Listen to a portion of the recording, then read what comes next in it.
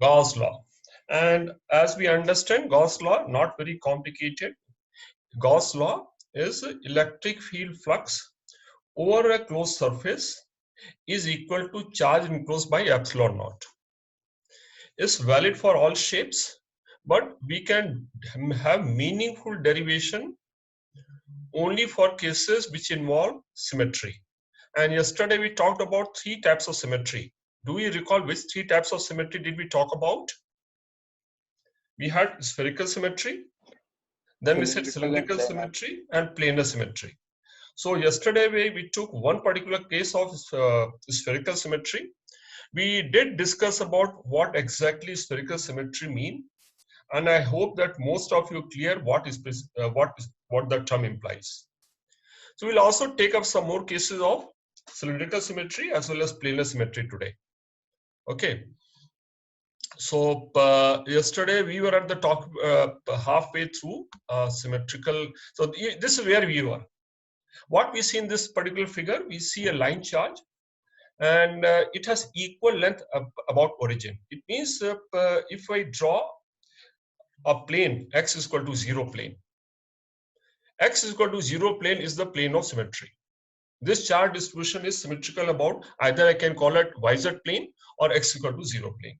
So any point lying on that plane, the field will be only in that plane. That's what we're talking about. So we have taken a point P.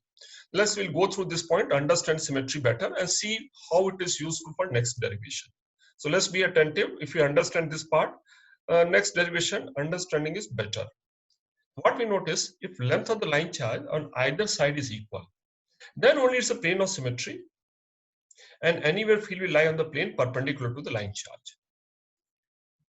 What does it mean? If we draw a circle with OP as radius, that is O as center, then field at all points on the perimeter of the circle will have same magnitude of field. Does it make sense? If we draw a circle with O as center, P as radius, at all points, actually position of all points on the circle is identical to this point P, only orientation changes. And when if you are in space, orientation doesn't matter. See, we feel vertical, upward, up and down only because of gravitational field. Otherwise, there's nothing called up and down. So any point, if you draw a circle with O as center, OP as radius, at every point the field magnitude will be equal. And what is the direction of field? If charge is positive, direction of field will be radially outwards. So that's what, if we look from the sideways, how would the field lines look like? So this is circle OP, we draw the circle, if you look from the sideway, if you stand somewhere on x-axis at a long distance, this is how the point will be, and this is circle we have drawn. At every point, what we find, the length of the arrow will be equal, length of the arrow indicating magnitude of field at that particular point. So at all points, because of symmetry, magnitude of field will be equal, and direction is radially outwards. This is when finite length. What happens if the line charge is very long? If line charge is very long, the field at this point P will be same as field at point P here also. Does it make sense? Because any point, if I take in place another point you take here, I take another point P equal distance. Even in that case also, there's infinite length on the left hand side, there's infinite length on the right hand side. So there also, any point if I take, so if I take point P here, and if I take this point P at the same distance from the axis, at this point also field will be same. At this point also field will be same. At this point also field will be same. Reason being, if the line is infinite, it means any point I take on the line, there's infinite length on the left hand side, there's infinite length on the right hand side. So in that case, when line was finite, we drew a circle. Every point on the circle field distance was same. Now in this case, if we draw a cylinder, what should be the axis of cylinder? Line charge being the axis of cylinder and radius being OP. At every point on the cylinder, the strength of field will be same and direction of field will be radially outwards. That would happen only if the line charge is infinite. Is this point understood? I started with line charge, finite length. In case of finite length, there's only one plane of symmetry. And in case of infinite line charge, there are several planes of symmetry. Any plane we draw perpendicular to the line charge, infinite line charge, every plane is a plane of symmetry. So in that case, what will happen? If we draw a cylinder of a particular radius, axis of cylinder being along the line charge, any point on the cylinder is equidistant from the line. Hence, magnitude of field will be equal and direction will be radially outwards if the line charge is positive. Most of you understood? Tejas, have you understood? Yes, sir. Understood. Okay. And Advay, have you understood? I need to revise, sir. You need to revise. Which part is tough? Siddharth, have you understood? Yes, sir. Sure? Yeah. What did I say? You understood the difference, what happens when the line charge has finite length and what happens line charge has infinite length. If line charge has finite length, there's only one middle point. Around the middle point, left hand side charge equal, right hand charge equal. But if the line is infinite, every point is a point of, there's equal length on the left hand side, right hand side. So there are several planes of symmetry. And in that case, what will happen? If I draw a cylinder with OP as radius, line charge being axis, every point on the cylinder, strength of field will be same. So what kind of symmetry are we talking about now? Is it a spherical symmetry or some other shape of symmetry? What kind of symmetry are we talking about now? Bhagashri? Cylindrical symmetry, sir. Cylindrical symmetry. So where does the cylinder comes from? So actually think of it, if we take a wire, is the wire a cylinder or not? Actually, wire also is a cylinder of a small radius. Since the line charge, if you take a line charge also actually like a cylinder of a small radius. Hence, it gives rise to a cylindrical symmetry if the length is long. So when we take, so in case of spherical symmetry, we take a Gaussian surface which is a spherical shell. In case of cylindrical symmetry, we'll take a Gaussian surface which is like a cylinder. That's what we do, and that's what the next derivation is. Next derivation is field due to infinitely long linear charge. Linear charge is what? Is it a cylinder? Yes, it's a linear charge like a wire, but a wire also is a long thin cylinder. So what we see in the figure, which is this one, it doesn't appear to be very long in the figure, but assume that it continues in the upward direction, it continues in the downward direction. So where is the wire? This is the wire. And due to this wire, I want to calculate field at a point P, which is a distance small r from the center of the wire. So there's some point P here at a distance small r. I want to calculate field. How would I go about calculating field using Gauss law? We have seen before also Gauss law involves 4 steps. What is the first step involved in application of Gauss law? Choosing a surface. We have to choose a Gaussian surface intelligently. Since the symmetry is cylindrical symmetry, we'll choose a Gaussian surface which is cylinder, axis being along the line charge and radius being equal to distance r, such that point P lies on the lateral surface of the cylinder. So we choose a Gaussian surface. Then we calculate flux over the entire Gaussian surface. Then we calculate charge enclosed, and then we equate both of them. Let's do one by one each 4 of them. First case, I have already done what kind of Gaussian surface we need to take. Since because of cylindrical symmetry, we have taken a Gaussian surface. We have to find field at point P at a distance r. You notice r is greater than capital R. What does capital R indicate here? Can anyone guess what is capital R indicate here? It's greater than which radius? Wire. Wire radius. So that's why the point is outside the wire. Point is not inside the wire. We'll do one case later when the point is inside the wire. So find field. Step 1. Choose a Gaussian surface, axial cylinder. Take advantage of cylindrical symmetry of radius r. And we have to take particular length. We have taken a length of cylinder to be L. So what is the closed surface? How many surfaces this cylinder will have? Dhanshri, how many surfaces this cylinder will have? 3 surfaces. 3 is perfect. It will have 3 surfaces. So when we calculate flux, we need to calculate flux through all 3 surfaces. But you notice here, as we'll quickly notice, out of 3 surfaces, 0. 2 will be 0. That's how we take the surface. Either the field is perpendicular to the surface or field is along the surface. So we like zeros anyway. Yeah, so that's why we choose something which is like 0. And if you keep choosing too many zeros, what happens? Exam also we get zeros. That's the only problem with choosing zeros. Makes sense. So the moral of the story is we should not always keep looking for zeros only. Okay. Otherwise, if we keep looking for zeros, zeros also doesn't leave us. So we have taken a Gaussian surface length L. Now what is the next step? We'll calculate flux over three surfaces: curved surface of a cylinder, top circular surface, bottom circular surface. Each case is what we had done.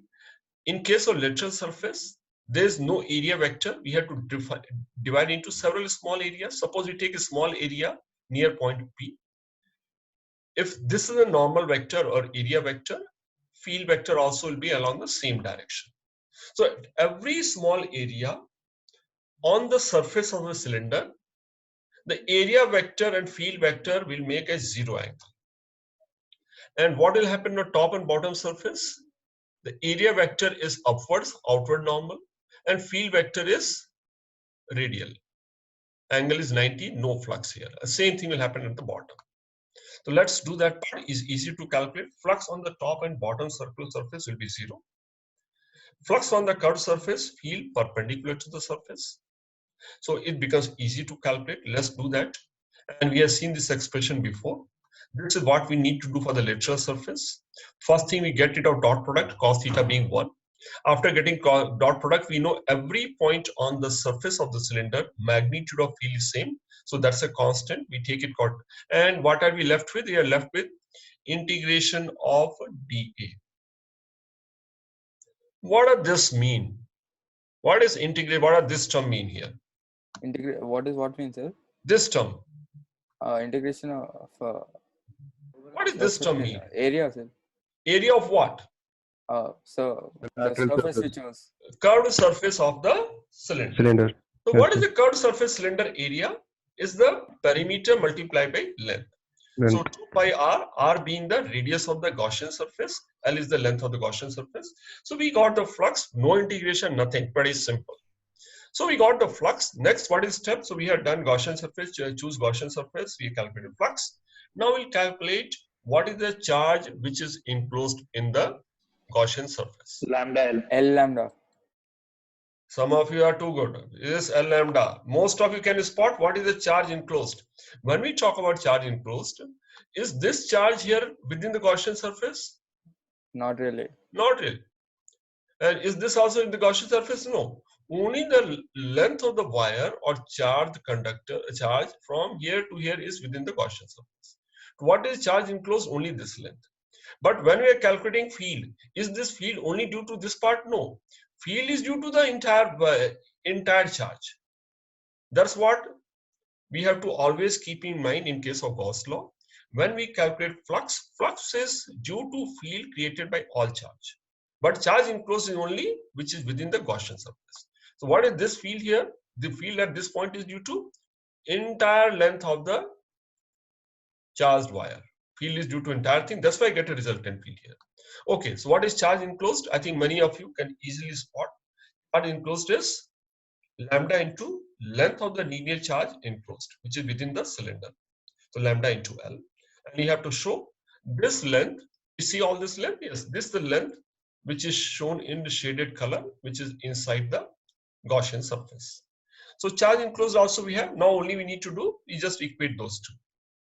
If we equate those two, that's the expression we get.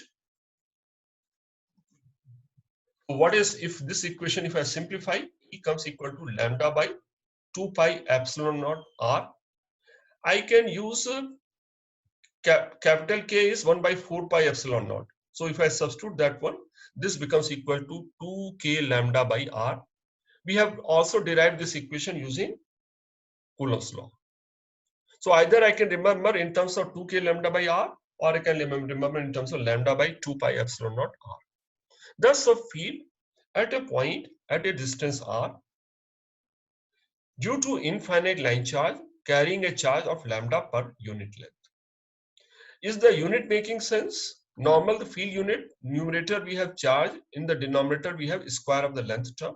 Since there's a lambda here, there's already a length term in the denominator. That's why it makes sense. Every time when you look at this, we'll try to understand whether the dimensions are making sense or not, which are. So that's something, that's a simple derivation. All of you just look at this, see that is understood. Any part which is tough here, any part difficult. Key part here is to understand how the field lines would be and why the symmetry exists at this point and this point. This point also, yes, everywhere. So all have understood.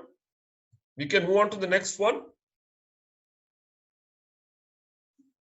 All are okay? Okay. So this is a derivation of a field due to infinite line charge using Gauss. We'll do one more. Field due to inner symmetry. Field due to large plane sheet of charge carrying charge density of sigma. Can you think of what does plane charge mean? A large surface. So here, which is the surface which is carrying? This is surface which is carrying charge. You see this surface here is a plane surface. And plane surface, if I normal convention I choose, I could have taken this as x-axis, this is y-axis, and upward as z-axis, any such thing. So this is a plane surface. It could be like a wall also. And I want to find field at a point P. This is a point I want to find field. And it is some distance away.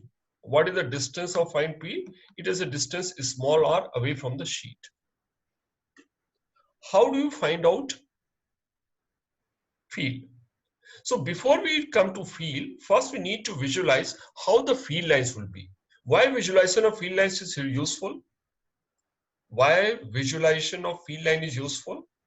So we Then only we can can choose get a the idea of surface flux. which is perpendicular and parallel. So in this case also, how would the field lines be? This is something you have seen earlier. In case of plane charge also, the field, if it is plane, field will be perpendicular to the plane sheet and away from the sheet. So field lines are going to be perpendicular because of symmetry. So any point on the sheet you stand, any direction look at this, any direction you find the charge is infinite stretch. It is something like this. What does symmetry mean here? Suppose you go into very plain desert, like Sahara desert, and there are no dunes and all, you stand, every direction looks same. So there's no preferential direction. Every direction looks same, whichever direction you look at. So here also you stand on the sheet, every direction you look at, there's a symmetry, all directions are identical. And hence the direction of field is perpendicular to the surface. So this is called planar symmetry. Charge is distributed uniformly on the plane. Now what kind of Gaussian surface? Already indicated what is the Gaussian surface you're going to use. How do I define the Gaussian surface? Suppose I have to define this Gaussian surface in words. Can I define this Gaussian surface in words? Cylinder. Cylinder. It's a cylinder. The cylinder is not enough. Okay, cylinder can be many shapes. So how do you define properly what is this? Yes, it looks like a cylinder. Right cylinder. Huh? Right cylinder. What else? How would you define? Tube. No, definition is not complete.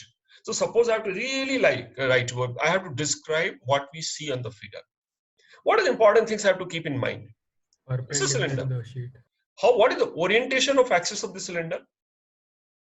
Perpendicular to the sheet. Perpendicular to the plane. That's important because axis has to be perpendicular to plane. Then only surface of the cylinder will be along the direction of electric field. Does it make sense? No. Axis, so we choose a cylinder. Axis being perpendicular to the plane. What else? What should be the length of the cylinder? Where should the cap should come? The length of the cylinder, each side being equal to r, such that point P lies at the end circular surface of the cylinder. And why we take an equal length on the other side also? To take our symmetry. So that field is equal. So if I assume this field at point P to be A, on the mirror image of point P also the field has to be equal to A and the outwards. I'll have only one point. So what you have understood? What is the kind of Gaussian surface we have chosen? Proper definition of this Gaussian surface. Nitya, can you define what is the Gaussian surface here? Sir? Can you define what is the Gaussian surface we have chosen in case of planar sheet? It's a cylinder in Yes. which the point lies on the farthest planar surface. That's all. Anything? What about axis of cylinder? It's perpendicular to the planar. Yes. So it's a cylinder with an axis perpendicular to the plane and length being such that point P lies at the end circular area of the cylinder, and Other side also it extends, cylinder extend by equal length. Okay. Or we can say the plane acts as a perpendicular bisector to the axis of cylinder. We choose a cylinder in such a way the plane surface acts as a perpendicular bisector to the axis of cylinder. And with a certain advantage. What are the advantage of taking the surface? Then only field is along the surface of the curved surface of cylinder. Field here, whatever field is E here, this field also has to be E. So first, Eta will be 0. now using a Gaussian cylinder with an axis perpendicular sheet extending equal distance on other side as well. Let A be the cross-sectional area of the cylinder. Now we'll calculate flux. How many surfaces? 3 surfaces. Out of 3 surfaces now, previous case curved surface was non-zero. Now curved surface is 0. Because in curved surface, if I take a small part of curved surface here, what does this figure indicate here? This area vector will be radially outwards, whereas field is along the surface. So here these two are mutually perpendicular. Flux over a small elemental area is 0. Every small elemental area is 0. Hence the flux through entire curved surface is 0. We are left with non-zero flux only at 2 surfaces, 2 and circular surfaces. What will the flux through right surface, this surface here? Both are in the same direction, positive. And this flux also, area vector and field vector, both are in the same direction. Here also flux is positive. What would the flux be? If field is A, area is A, EA is the flux this side, EA is the flux this side. So we know the total flux is going to come to 2EA. Flux on the curved lateral curved surface is 0. On 2 end circular caps, field will have equal magnitude but outward direction. Hence, it becomes equal to 2EA. EA for each cap. Next point, I'll be quiet. Okay. Tanvi, can you tell me what is the charge enclosed? Assuming the charge density is sigma, Tanvi, can you tell me what is the charge enclosed by this Gaussian surface? Tanvi, are you there?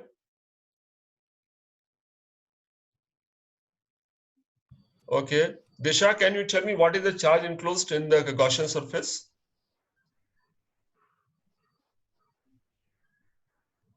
Disha.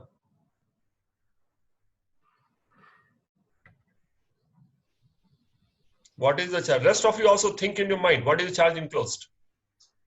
Sigma into area. Pardon me? Sigma into area. Area of this is already given because the charge enclosed is not the intensity. So I think some of you, this is pretty simple. Very quickly, I think most of you can answer.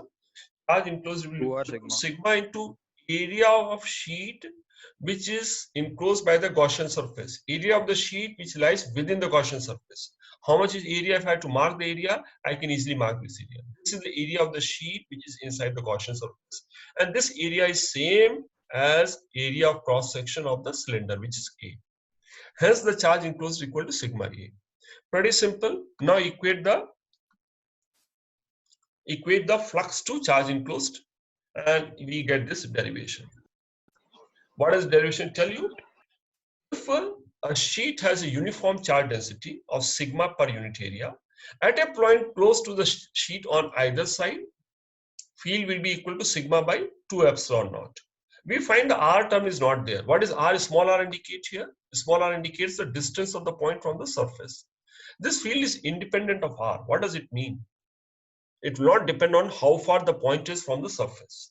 So if I take a large surface, the field at 1 mm will be the same, 2 mm also same field, 5 mm also same field, 10 mm also same field. So like this field is independent of distance. What kind of field is that called? You will have a uniform field. You get a uniform field, and if the charge sheet is positive, field will be away from the sheet. If charge is negative, field will be towards the sheet. This is a planar symmetry. Sir. Yes. Sir, is it necessary to ensure that the Gaussian surface is there on both sides of the sheet? Can't it just terminate at the sheet? No. See, when we terminate at the sheet, see, first of all, when we terminate at the sheet. See, do we know what is the field at this? What is the field at the sheet? If you terminate at the sheet, suppose the circular surface ends at the sheet, then I have to calculate flux to the circular area. How would I calculate flux? I mean, it will be just E into A, right, sir? No, see, if I terminate, basically assume that I don't take the left half, I only take the right half. So one circular area is this, another circular area will be this. What is the field at this point? How do I know field? I don't know field. How do I calculate flux?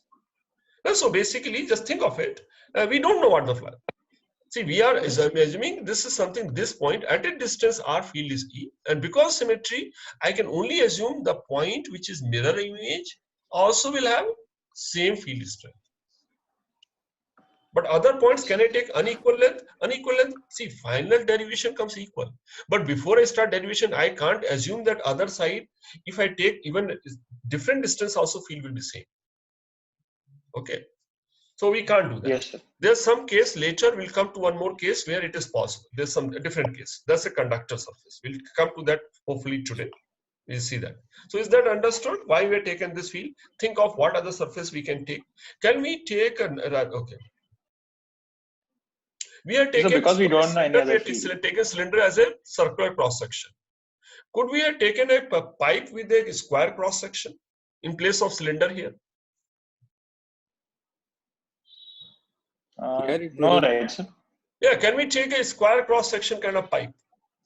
Anything wrong with that? No. Yeah, we can actually. Yes, actually we can do that. Still, that meets the same condition. So our The only field doesn't condition depend is on A the also, so- surface should be perpendicular to the plane charge. The surface, what Gaussian surface, the lateral surface should be perpendicular to the Gaussian surface. So it could be cylinder, it could have any other cross section. We could have taken a pipe having a square cross section or even a rectangular cross section. It still will give the same result. But we have to take, we cannot make assumption, we cannot terminate the Gaussian surface here. Logically, we should take Gaussian surface which is equidistant on either side of the planar surface. Yes, sir. Okay. Thank you. Okay, let's see what does it mean. Let's understand. Let's say there's a square sheet of side 1 meter carrying a uniform charge sigma, center is origin, is placed in xz plane. So which are the points I can apply the formula of sigma by 2 epsilon naught? What is the condition for application of that formula? First of all, the field is not defined at a point on the plane. Are we clear? Field is not defined at a point on the plane. It is defined at a point close to the plane. So which are the points? Suppose I take these 3 examples. The first point indicates, first point is at a perpendicular distance of 0.01 meter. The first case is, it is at a perpendicular distance of 0.0 meter from the plane. Can we apply the formula? Yes. How about second point? Can I apply the formula for second point?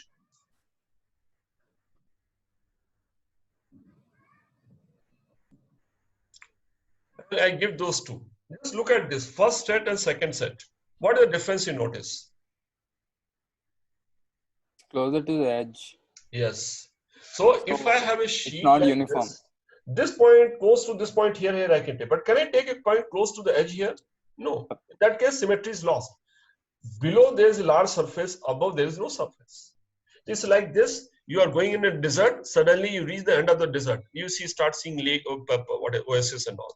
That's not symmetry. Okay. So what is the condition? Point has to be close to the surface without being on the surface, and it should not be near to the edge. As long as these conditions are met, I can assume the field to be uniform, being equal to sigma by 2 epsilon naught. Are we okay with this? Okay. Now I'll take one more example of this. Field due to large plane sheet carrying a charge sigma 1, and large sheet is placed in YZ plane. So what will the field at these 3 points? It's a large sheet. So can you easily work out? There are 3 points A, B, C. So to understand, point A is at a distance of 0.05A towards left. B is 0.05A towards right.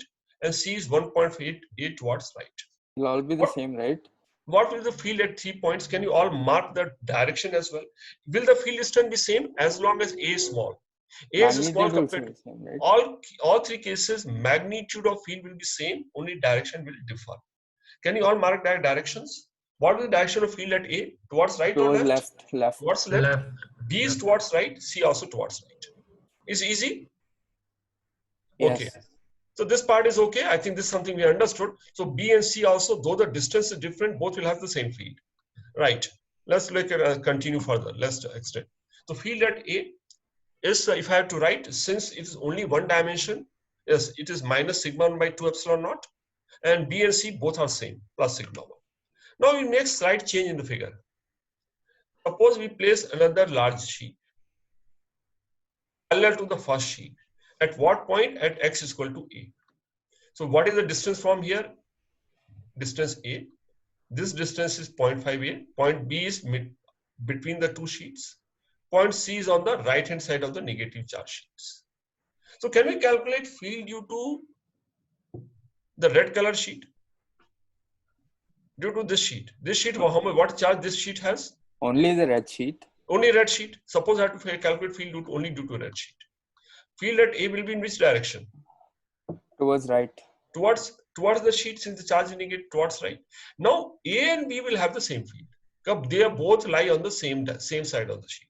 C will have different direction. A and B will be positive and C will be Negative. negative. Okay. So are we okay? So far we understood this part. So field at A and B will be same, sigma 2, positive, sigma 2 by 2 epsilon naught. Sorry, field at C. This is my mistake here. This is something this need to correct it. So what is the mistake I made? I have not done it. Yeah. A and B are same, but this one B has to be removed. So what is the correction I need to make here? There's some. Okay, so this is not correct. So this I score off. Okay, so that's the correction we made. So that's okay. So that's the field also we understood. What will happen if both the charges, both sheets are present together? How do you calculate field at ABC? Both sheets are present. At A it will be sigma 2 minus sigma 1 by 2 epsilon naught. At B basic conceptually what I do. One sheet we are okay. What happens if both the sheets are present together? How do you calculate field at point we A, just B, add and C? the Resultant. Resultant. Point I'm making is we apply position of superposition.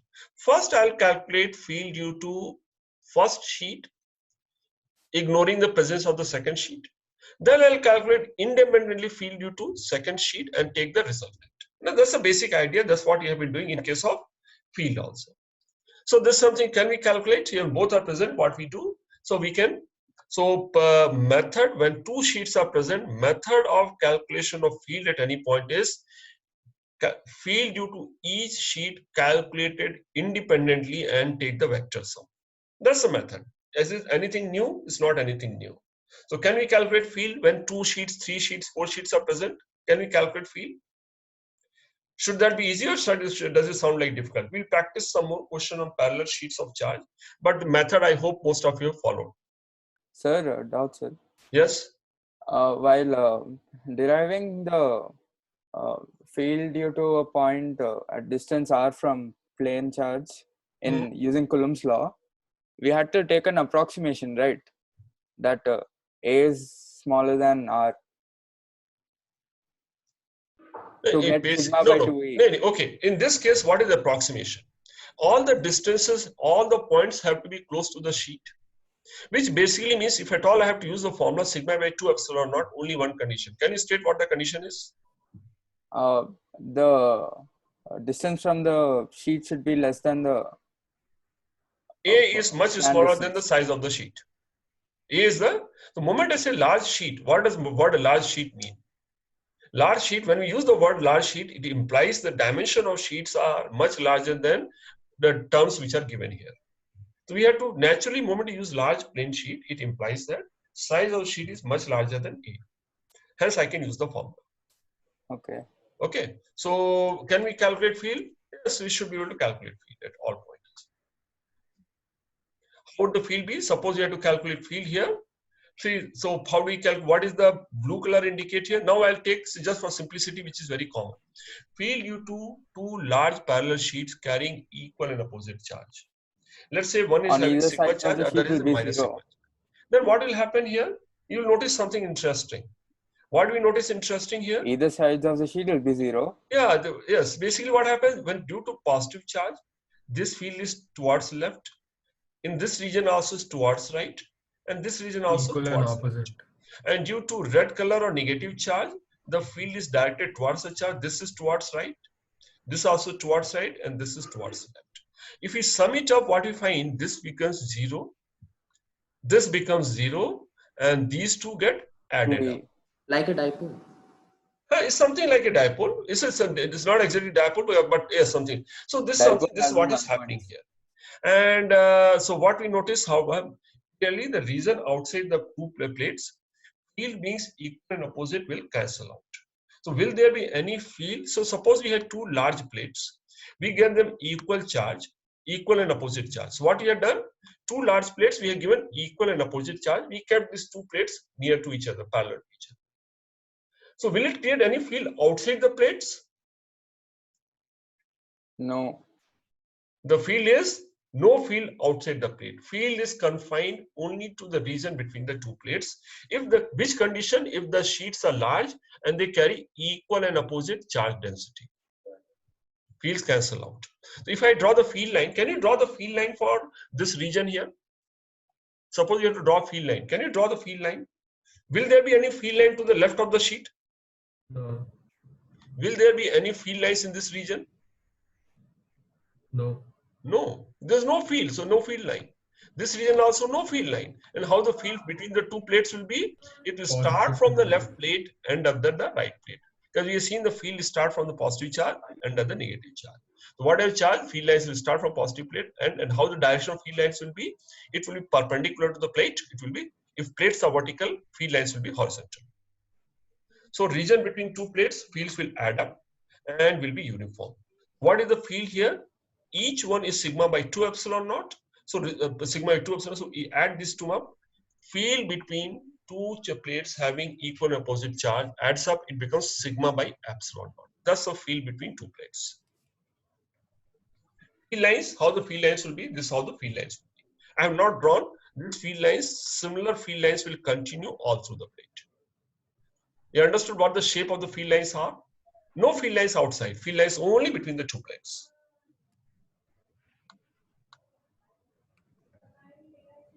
And this is a very common charge arrangement. We'll come across this kind of charge arrangement in the next topic also, which is capacitor, which will start after 15-20 days. It's a pretty simple thing, not very complicated, but it comes pretty often. So see that you have understood pretty well.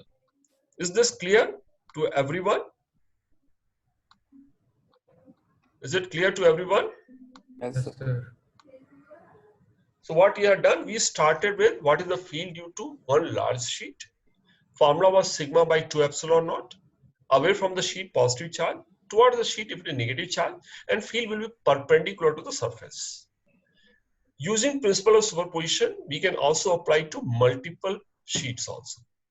Due to multiple sheets, what will the field at particular point? It will be vector sum of field created by each sheet taken independently. We have taken a special case, two sheets parallel to each other, each carrying equal and opposite charge, sigma and minus sigma.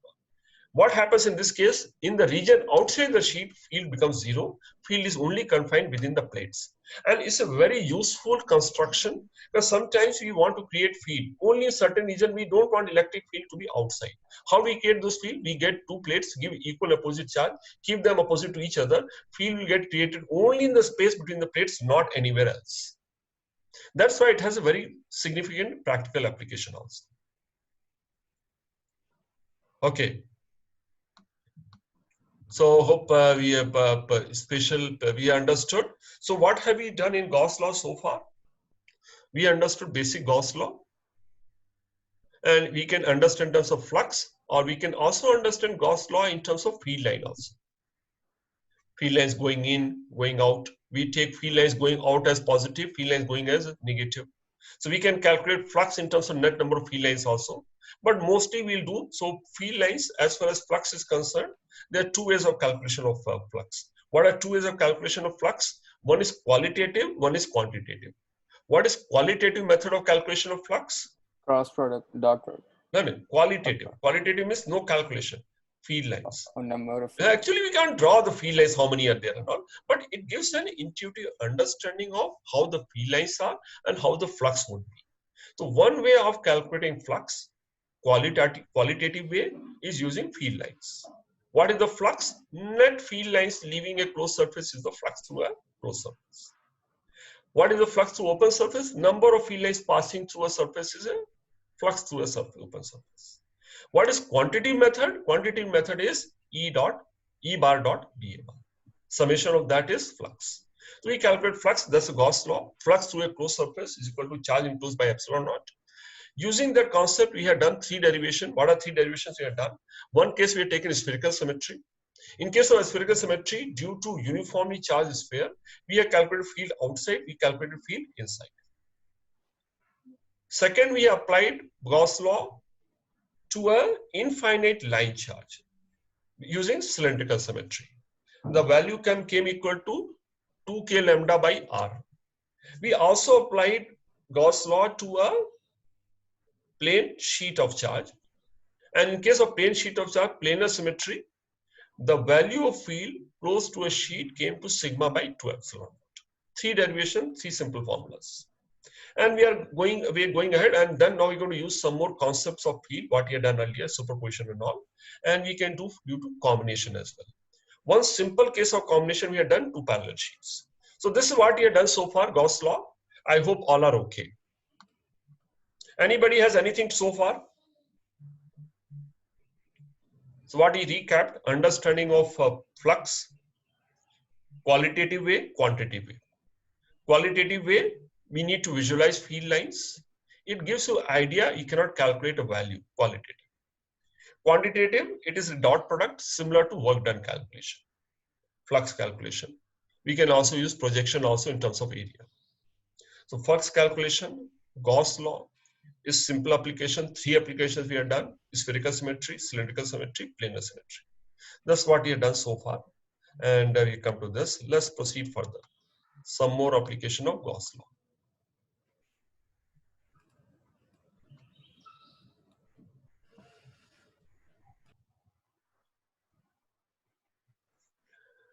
The Gauss law is also helpful in understanding behavior of a conductor. What is special about a conductor? But the moment we talk about conductor, actually we are making a distinction between 2 types of material. One is called conductor, other extreme is called insulator. What is a conductor? Suppose we take copper. We take a block of copper. Typically what happens in case of copper, every single atom, the outermost electron always gets free, even at the room temperature. It will not get free if you keep the copper block at 0K. Absolute 0, it will not be free. But even at the room temperature, what happens? Every single atom, practically every single atom, the outermost electron becomes free. So what is there inside the copper block? You have positively charged nucleus or positively charged ion atom and free negative charge. So how do we visualize conductor? We have mentioned, how do we visualize conductor? Gas molecules. No, it's basically free electrons moving in free electrons, just like gas molecule. So moment electrons are there, moment you apply field, what will happen? Moment you apply field, it will experience a force, it will rush in particular direction. Okay, so we understand conductor, numerous free electrons in uncharged state. If the conductor is not charged, what will happen if I take any small volume of a conductor? I think somebody's your audio is on. Please switch off this. Who is it? I think some disturbance is picking up. Please mute yourself. Okay. So in case of uncharged state, what is uncharged means? Total, there is no net charge. If I take any small volume, so you have a conductor, if I scoop out a small volume, in that small volume, I'll find the number of free electrons and number of ions will be equal. Net charge will be 0. So distribution of free electron and ion is uniform. Everywhere, the density or number of free electrons per unit volume and number of positive ions per unit volume, both are equal everywhere. Everywhere, 0 charge. Let's see what happens. Okay. In a steady state, what happens to, there are free electrons, but are they moving in a particular direction? They are not moving in a particular direction. If they move in a particular direction, it gives rise to current. All of you understand basic understanding of current. What does current mean?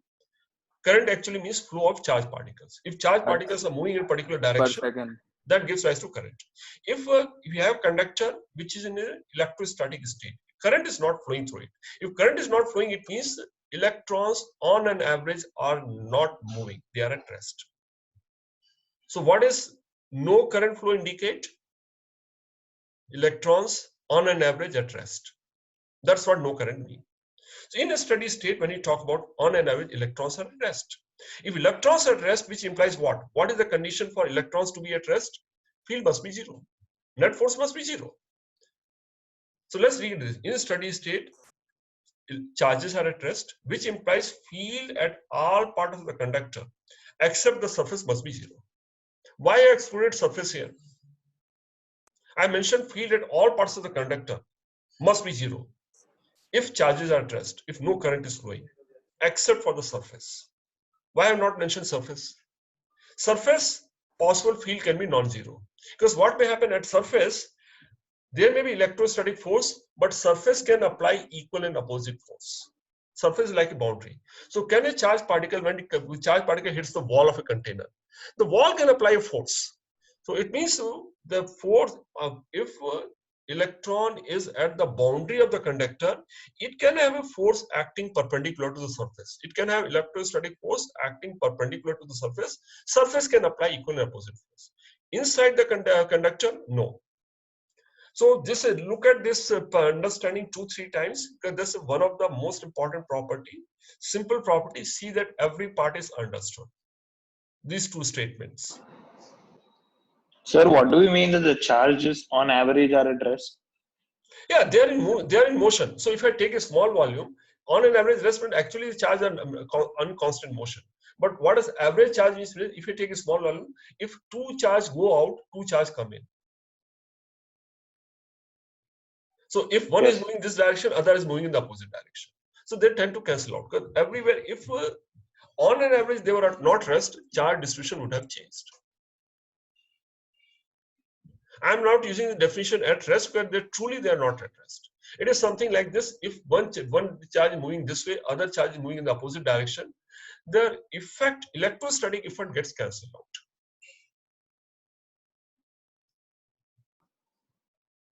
So what does it mean? In a given volume, number of free electrons remain constant. Does it mean nothing goes out, nothing comes in? If I say in a given volume, number of free electrons remain constant, what do you understand from this statement? Over a period of time, like we observe the number of electrons leaving is number of electrons entering the and when you say the particle, what is the average speed of electron? Average speed of electron is moving like gas molecule. Also, suppose there are gas molecules inside the room. What is the average velocity of gas molecule? root 8 by. What is the average velocity of gas molecule? Root 2. No, there's no root, 0. That's the speed. Average velocity, what? It keeps moving, but finally, has it really moved somewhere? No. If you take a small volume gas, it has not moved. So something similar happened. That's why I use the term average, because that's a better definition. Otherwise, it's misleading. This is slightly more complex to understand, but this is a better right way of understanding what it is. Okay. So this is something. So sir, and what kind of force can the Sir, what kind of force can the surface of the conductor exert? Like you just told that. Just imagine what kind of force the container wall can exert on the gas molecule. It's like a normal force. So basically, that's why the electrons are not leaving the conductor surface. It's exerting a force. It's like a container wall. Which direction does it apply? It applies a force perpendicular. There's no friction. Hence, the force it can apply is perpendicular to the surface. So what contact force the boundary can apply? Perpendicular to surface. So what can be electrostatic force? So let me show this one. What you're saying. Let's see. If suppose like this. So suppose I take. Okay. There is a electron here. this is how electrostatic force is acting. Can electrostatic force like this can act on electron on the boundary or not? Can a force like this act on the electron? Inside, no force can act. Why no force can act here? If force is acting, then it won't be in a state of rest. Here, force can act. Can this force act here? Think of reason why, yes or no. Can this electrostatic force act on the electron? Ahlad, where are you? Yes, sir. Can a force act or not? It can act. I'll tell you reason also. Why it can act? Like if we assume electrons are repelling each other in all directions, there's no electrons towards the right to push it back in, so it acts towards the right. No, I'm telling you different reason. Though the force is acting, does it mean the electron at the boundary of conductor is accelerated? No. At that point, what can happen? What does this blue line indicate here? Force exerted by the conductor boundary. Except for boundary, the blue force cannot act. What is blue force? Contact force. Contact force. Where the contact force can act? Only at the boundary. Boundary. So for net force to be zero, at boundary, there can be electrostatic force. Other than boundary, can there be electrostatic force? No. That's the key part to understanding of conductor. So can there be field just at the boundary? Yes, there can be field just at the boundary. What is the direction of field at the boundary? Perpendicular to the surface. Is there any field inside the conductor? No. No. That's what it sentence means. So have you understood to some extent? And this conductor property will repeat number of times. So keep this in mind, see that it makes some sense. So some of you followed what I mentioned. So except at the surface. Okay. Now So the yes. field prevents the electron from accelerating, right, sir? Basically, like when it's present on the surface. Basically what is saying, if charges are at rest on an average, it means they are not being accelerated. That's what it means. If they're not accelerated in the interior region of the conductor, if they're not accelerated means what? What has to be value of field? Should be zero. Zero. So absence of acceleration indicates or ensures absence of field. And how do we check that electrons are not accelerated? What is the experimental check that electrons are not accelerated in a particular direction? Can we conduct an experiment and find out that electrons are not having average velocity in a particular direction? How do we find out? Presence of current. If we check no current is flowing in the conductor, what does that imply? Means the charge is not moving. Charges are not moving. If charges are not moving, what does it imply? They're They at are rest. free. It's a conductor. They're free charge. They're not moving. It means there's no field. So if there's no conductor, no current in a conductor, which is called electrostatics. If current is not flowing, then at any interior region, the field has to be zero. That's a simple conclusion. What is the conclusion we have? The field inside the conductor is zero. Yes, if no current flows, which is electrostatics. When no current is flowing, field at every point inside the conductor must be zero. That's simple. So absence of current is a clear proof there's no force, no field in the interior region. If it is, we see current electricity next chapter. Next chapter there's a field. So the next field, it makes the current charge move in a particular direction, creates current. But right now we are not talking of current flow in a conductor. Is the current flowing in the conductor? This spherical conductor, no current is flowing. Now let's move on to this one. Okay. Yes, sir. Yes. So what if the charges have a uniform velocity? No, if the charges have uniform velocity, they'll move in a particular direction. They'll create current. Will there be a field that time? See, but what will create that uniform? We'll see that. We'll come to current electricity. That's the next chapter. I'm not talking about current electricity. There's a collision also happening in between. So that's the next chapter. We don't discuss that now. But Okay, at this, what we need to understand why there's no field. Have you understood? Let me repeat what is the point. What did they say again? No current. What does no current mean? No motion. No motion of charge particle. No motion means what? Field should be zero. No force or field has to be zero. Yes, sir. Is it has to be zero everywhere? No, except No. for the surface. Surface, what happened? Since there's another force present, this field force So there's also. a chance for the field to Yes. be. So simple point is, in the interior region of conductor, field must be zero. What does interior region means? Excluding surface. What is the thickness of the surface? Actually, it is not even like less than micrometer, a very small thickness. Other than skin of the conductor, the field everywhere is zero. That's what here. Okay. Now let's come to this. Now, what I'm doing is we are using Gauss law to understand conductors better. Okay. Next point. Let's consider a Gaussian surface which is entirely within the conductor boundary, and field at all points on the Gaussian surface is zero. Hence, net charge enclosed must be zero as well. So what we are taking Gaussian surface. This dotted line. What is special about the dotted line? Entire dotted line is not a circle. You have to visualize it is rotated about axisymmetry. It's a spherical shell. A spherical shell is within the boundary of conductor. So what will be the value of field at any point? What will the field at this point here or any point on this Gaussian surface? Since the surface is inside, everywhere field is zero. If field is everywhere zero, the flux also Flux is zero. If flux is zero, it means charge enclosed also is zero. That's a proof that in case of conductor, there cannot be any charge in the interior region. If there is a charge, it has to be only on the surface. Field at all points on the Gaussian surface is zero, and net charge enclosed must be zero as well. I'll take one more thing. I have taken one more different type of shape. Do I have to take a shape like this? It's another Gaussian surface. Is the field at all points zero? Yes. What is the charge contained within this Gaussian surface now?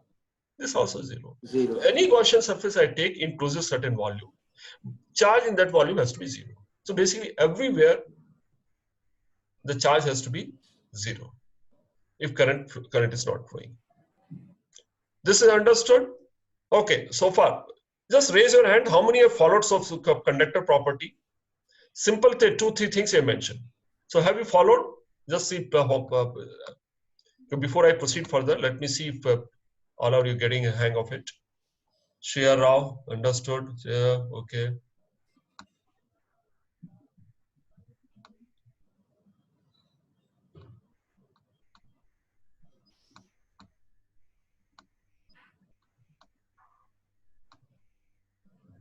Okay. So 30. So just tell me somebody who has not understood. What part you are not clear? Let me ask someone who has not understood. Yeah, there are more than 40 people. I think most. Oh, a good number of people. And can you? Okay, let me ask who's normally good and.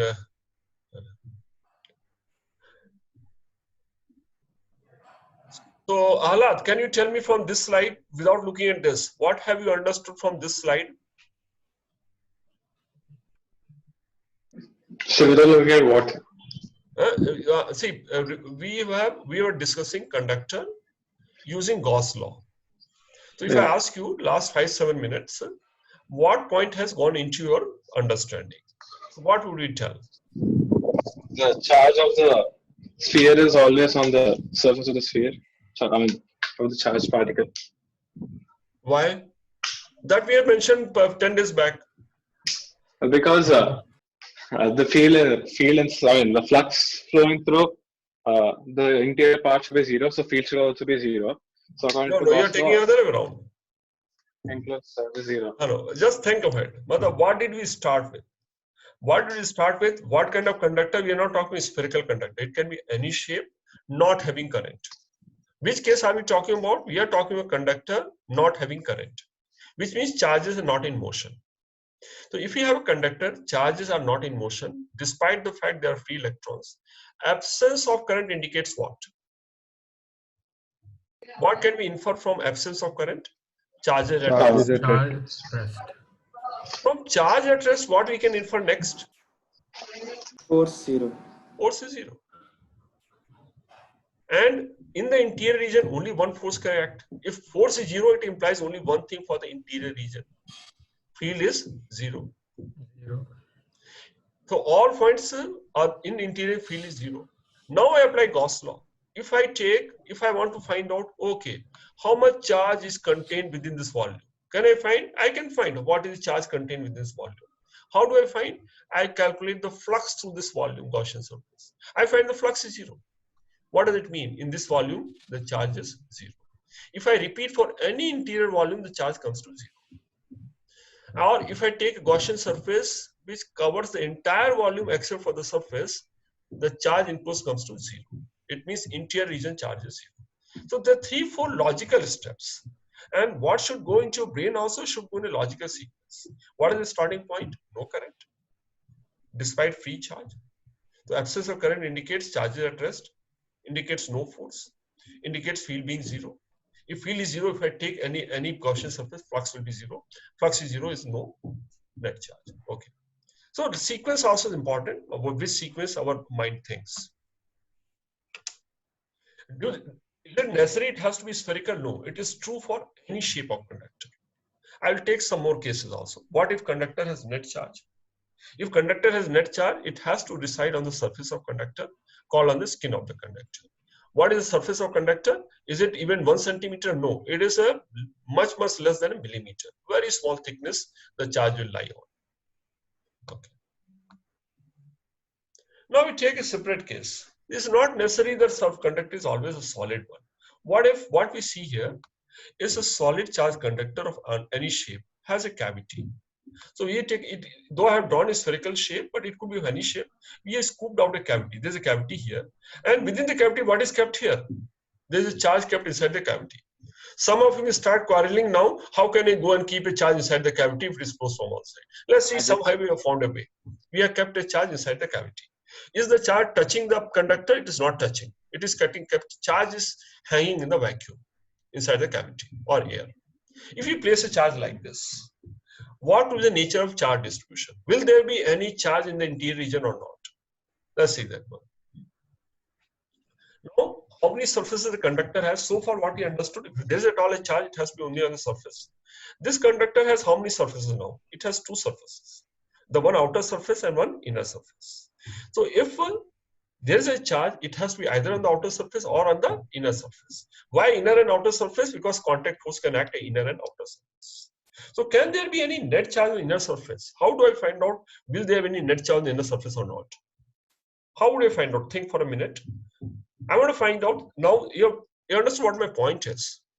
This conductor has 2 surfaces. How do we name those 2 surfaces? One is outer surface, one is inner surface.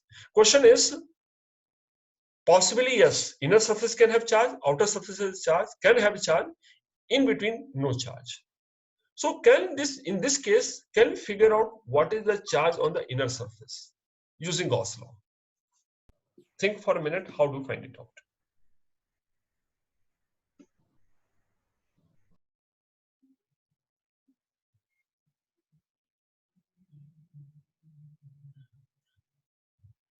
Jaideep, have you understood what I'm asking? Yes, sir, I understood. So you're thinking how to, basically you have to take a Gaussian surface. We have to choose a Gaussian surface and see what inferences we can draw from the Gaussian surface. And I want to find out what is charge on the inner surface. So actually this has to be, inner surface has to be within the Gaussian surface. Then only get information about inner surface. What I do here, we take a Gaussian surface like this. Understood what is the Gaussian surface? The Gaussian surface is taken in such a way that it runs everywhere. It runs through which part? Interior part of the conductor.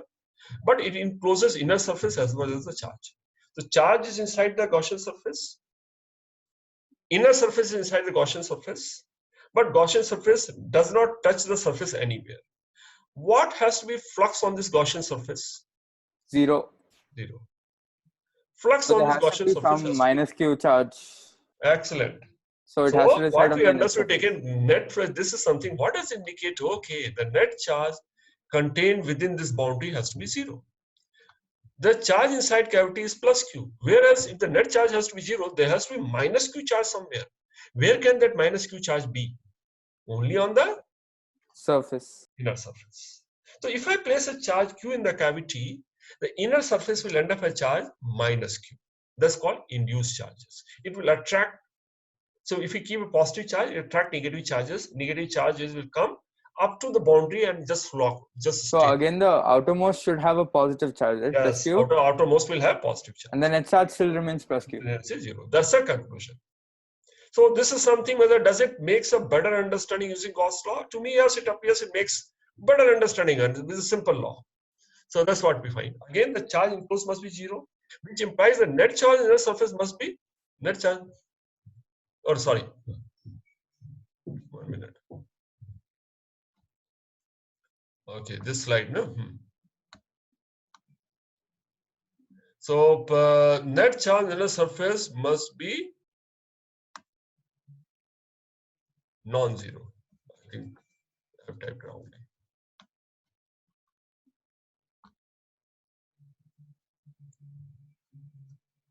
Okay. Net charge in the surface must be 0. What has to be charged? Minus Q. Where the charge would be? What the figure indicates here actually is not very good figure. Where is the negative charge? Just on the inner surface. If I add up all the negative charge on the inner surface, how much it will add up to? Minus of Q. Minus of Q. And if the whole conductor was neutral, if this becomes minus Q, charge on the outer surface becomes plus Q. And this question, this type of question also we'll do at least 7-8 times in different ways. So it's not that sometimes we do it once. You have to understand everything. Something doesn't go or doesn't sink very well in your mind. We'll do it again and again so that through repetition it will really sink in your mind. So what if I have to make a general statement based on this observation? Can I make some few general statement? What is inference I can draw from what I see here? So can I make some kind of inferences? Can I make some conclusion from what I see here?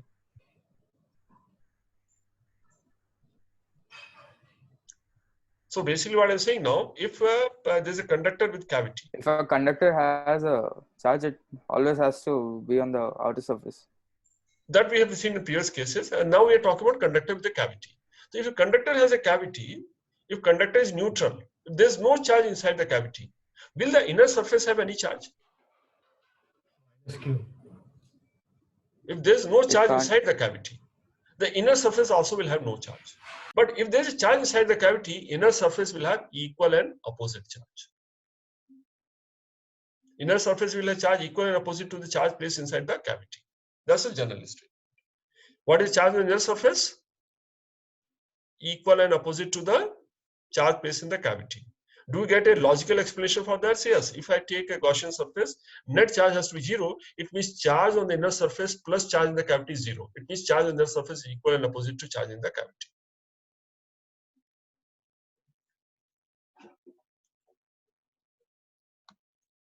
Okay. Sir, how did we get plus Q on the outer surface? Okay. If this was neutral, conductor was neutral. If inner surface is charge of minus Q, net charge on the total conductor has to be 0. Yes, sir. So where would the remaining plus Q charge will be? It cannot be anywhere in the interior region. It has to be on the surface. Okay. So as the net charge enclosed is 0, okay. What is the last statement? Just read the last statement. What you understand from that part? If the conductor is neutral, it implies that charge on the outer surface is plus Q. So what it means, suppose I had a conductor which was neutral. Somehow I place a charge plus Q at the cavity. What will the effect of placing the charge in the cavity? The moment I bring the charge, it creates a field. It starts exerting force on the charged particles or free electrons. So what will happen? The moment I place a charge inside the cavity, it creates this effect. It creates induction. It applies a force of attraction on the negative charge. So what will happen? The negative charge will come onto the inner surface. And since the negative charge will come on the inner surface, outer surface end up having equal and opposite positive charge.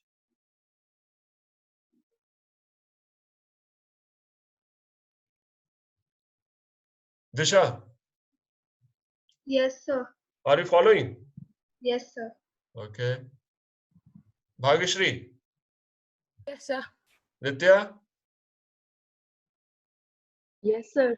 Okay. I was just checking people are awake or sleeping, nothing else. That also you have to keep checking once in a while. Who are sleeping? Okay. So we have understood this part. Okay, let's move on to next part. What is electric field near a charged conducting surface? So it could be conducting surface, can be anything. It could be a cubical block. It could be spherical sphere, or it could be any irregular shaped conductor.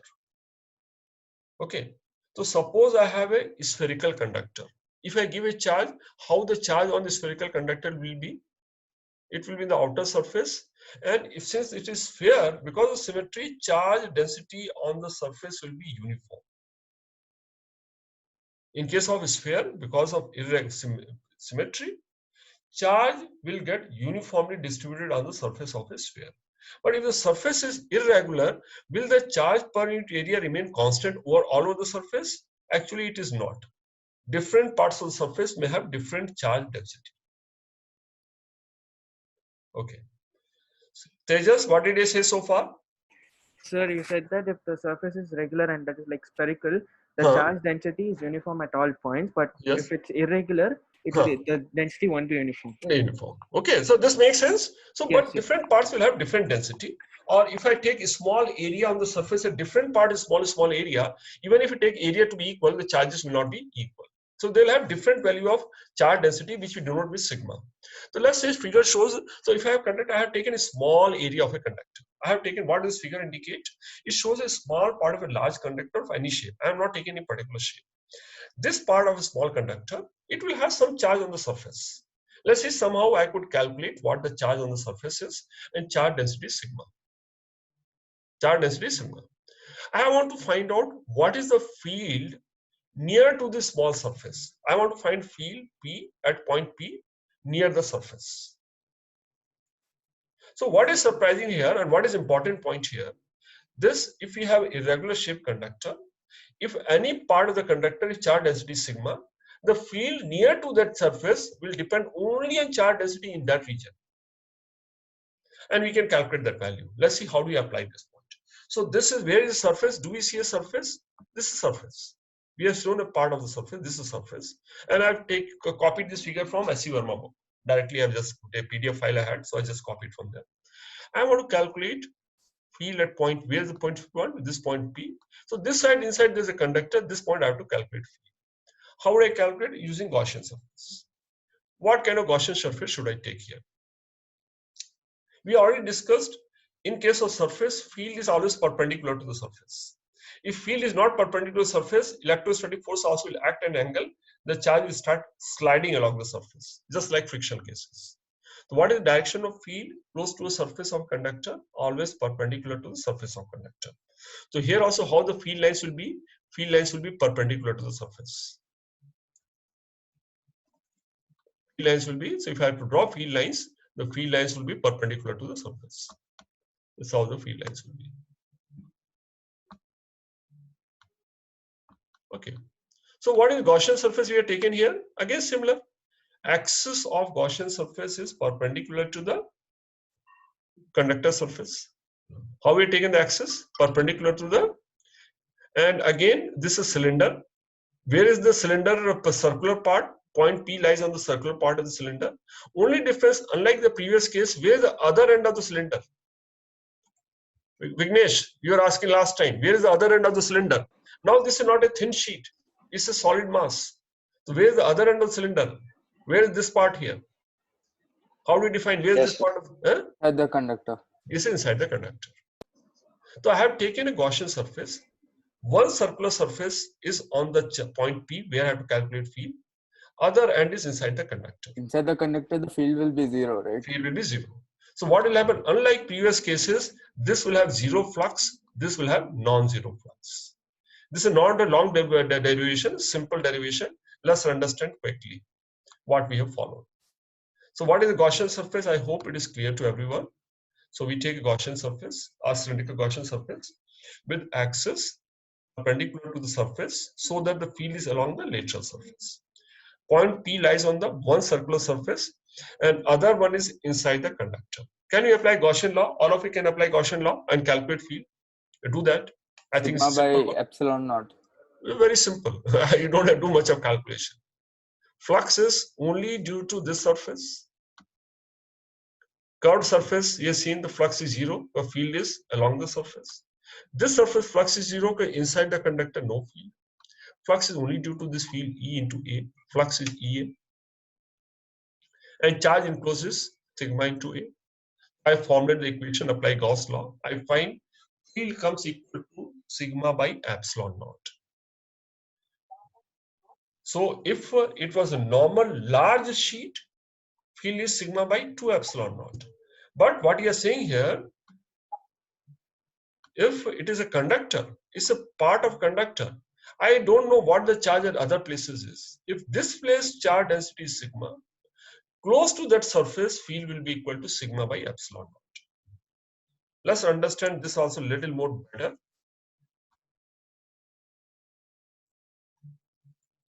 See that, read this statement. An irregular shaped conductor will have varying charge density on the surface, which I mentioned in the beginning. Yet, if the charge density on a part of the surface, we don't know about what is there in the rest of the part of the surface, we have taken rest, some part of the surface here of conductor is sigma. Then field at a point close to it, due to all charges. Is this field only due to this charge? No. Is due to all charges present in the surrounding is equal to sigma by epsilon naught. And it is normal to the surface. Read this statement twice, see that this statement is understood.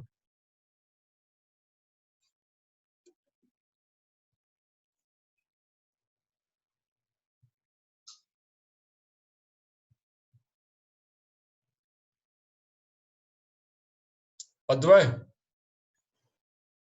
Advay? Can you hear me? Yes, sir. Have you understood? Yes, sir. No, read that again. Because if I ask, see, if you are understood, if I ask you, you should be able to answer. See that you understood. What you are saying now? Everything again, sir, but. No, see this. Okay, what you are saying now? See again. Try to visualize. So suppose I have irregular shaped object. If it is a conductor, you give a charge. Where would the charge go? It will go to the surface only. First part. But will the charge get uniformly distributed over the surface? If it was sphere, it would have got uniformly distributed. But if it is not a sphere, irregular shape, what will happen? If I take this charge per unit area, charge per unit area will be different for different parts of the conductor. Let's take, we have taken a small area of that conductor, of irregular shaped conductor. And that small area I found out the charge density is sigma. What it says, what this derivation says, point close to the surface, the field is sigma by epsilon naught. That field is due to only that charge? No. Entire charge which is present in the space creates a field equal to sigma by epsilon naught at a point close to surface having charge density sigma.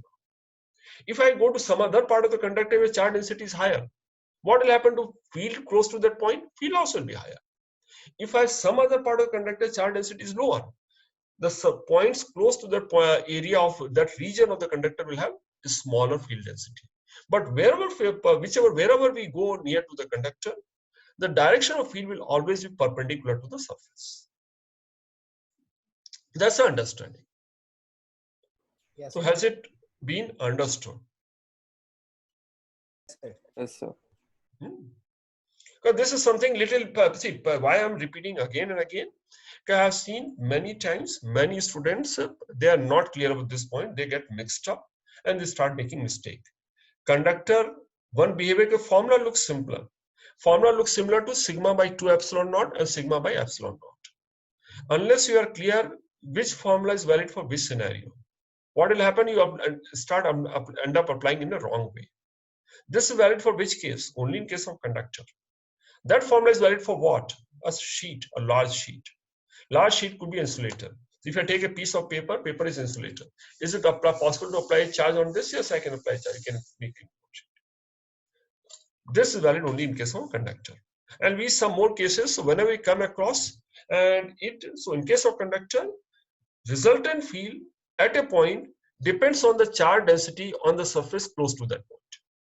Resultant field at a point depends on what? Resultant field depends on the charge density close to that point. So suppose I want to find field at point P, resultant field, what would depend on? charge in that region only. So wherever field is more, charge density is more, or wherever charge density is more, field close to it is of higher magnitude.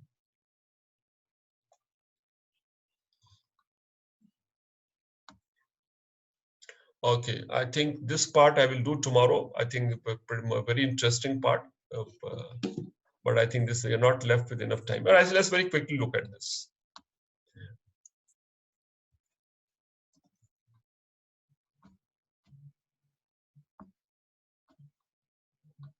See, what do you see in this figure? You have this is a cubical box, is placed such that the center is at origin and sides are parallel to coordinate axis. So where is the charge placed? At the center of a cubical surface. If I ask you, what is the flux enclosed by this cubical surface? Can you calculate flux enclosed by this cubical surface? What is the charge placed inside the cube? Plus Q. Other than plus Q charge, there is no other charge present in the space. What is the flux through the surface of the cube? How do you calculate? Q by epsilon naught. Because flux, we know Gauss law. That's the beauty of the Gauss law is flux is equal to charge enclosed by epsilon naught. If I find difficult to calculate flux, I will not calculate flux. Only I'll calculate what is charge enclosed. So flux through the surface of cube is plus sigma by epsilon naught. It means flux is going out. Okay, so that part is simple. I think most of you can catch it based on application of simple Gauss law. Then we'll go to more details. Flux through all 6 faces of the cube is Q by epsilon naught. So what is it? Suppose I use the concept of number of field lines. If flux is Q by epsilon naught, it means how many field lines are going out from the cubical surface? How many field lines? If each field line, if a flux is equal to number of field lines leaving a surface. If flux is Q by epsilon naught, it means number of field lines going out from the cube surface also is Q by epsilon naught. Yes, sir. So it means if I place a unit charge, how many field lines are going out? 1 by epsilon naught. So sometimes people use this concept, may not be great thing, minor point, but number of field lines starting per unit charge can be taken as 1 by epsilon naught. If I draw from unit charge 1 by epsilon naught, then any surface number of field lines will exactly be equal to flux, not proportional. In that case, it will be equal to flux. So this one point, let's look at other point. What is the flux for each phase? But the units don't match, right? Pardon me? Number of field lines is like number, right? Yes. And epsilon naught has unit, right? Yeah, epsilon naught also has a number in SI unit. 1 by 4 epsilon naught is equal to 9 to 10 to the power 9. So I can calculate value of 1 by epsilon naught. I mean, units don't match, right? Basically, yeah, units are not matching. But basically, see, if I assume, if I draw, see, this is something because I am using this because some of the books refer to this. Normally, this is not a great concept. Many good books don't use this kind of number thing. But so far, what he said, number of field lines are proportional to flux. Can the number of field lines be equal to flux in SI unit? In that case, what has to happen? From a unit charge in SI unit, number of field lines which should be drawn should be equal to value of 1 by epsilon naught in SI unit. So number of field lines should be equal to numerical value of 1 by epsilon naught in SI units. That's what it means. This point, the total flux to all 6 surfaces is Q by epsilon naught. Flux to each surface is Q by 6 epsilon naught. Where does this come from? But what about the lines passing through the edges? Will any line pass through edges? What is the flux through a line? We calculate flux through an area. What is the area? What is the area enclosed by a line? Flux is 0. But I mean, line can pass through it, right? Yeah, but 0. But this is something. How many lines? Actually, the line has to be. This is something. Line also occupies some space, but yeah, it can be. Flux has through line has to be 0. If area is 0, the flux has to be 0. See, from 0 area, can a line pass through? That doesn't make logically correct. You see line because mentally what you're seeing, you seeing line as having some size. Actually, the line doesn't have a size. Mentally, when you draw the line here, you see some size. That's why a line can pass through. But actually, when you say line, line has no size. This is zero size. So what is flux through each phase? Why is Q by 6 epsilon naught? Because of symmetry. This will be true only if the charge is placed at the center. Then position of all six faces with respect to the charge, relative position is identical. Hence, total flux is equally shared across all six faces. Each phase will have flux equal to Q by 6 epsilon naught. Okay, I'll stop here, almost running out of time. I think tomorrow we'll continue from here. And the pretty interesting part, I think it's quite interesting. So those of you can sign off. Those of you any quick doubts, you can clarify now.